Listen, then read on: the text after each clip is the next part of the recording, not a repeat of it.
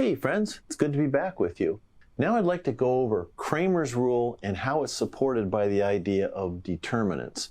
Now before now, when we've talked about solving systems of linear equations, we've done things like you invert a matrix and you multiply it by a column vector and you get a vector of answers. Those answers are the values of the unknown variables, so x, y, z, or whatever it is. You know, as you work on applied practical problems, there are times when you don't need to know what all the elements of the solution vector are. Maybe you just need to know one of them.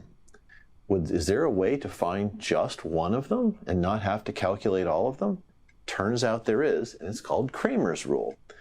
Now I'm going to do a 3x3 example because that's about the biggest one you can reasonably do on a board or by hand. Determinants get very cumbersome to calculate by hand for anything much bigger than this, so we're going to limit ourselves to this for the demonstration. In order for Cramer's rule to work, we need to know how to calculate the determinant of a 3x3 matrix. And I'm going to write it out here. I've got the matrix written out in sort of a generic form. So what we're going to do is we're going to start with A1.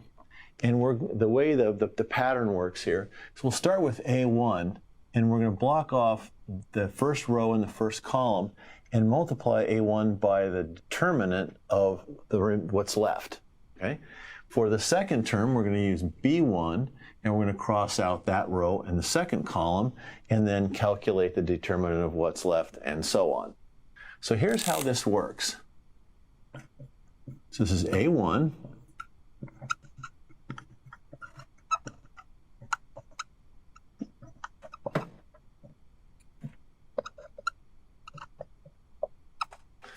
All right, so there we have it. Now that negative sign there is, if you work through the definition of a determinant, that negative sign pops up. If you look at the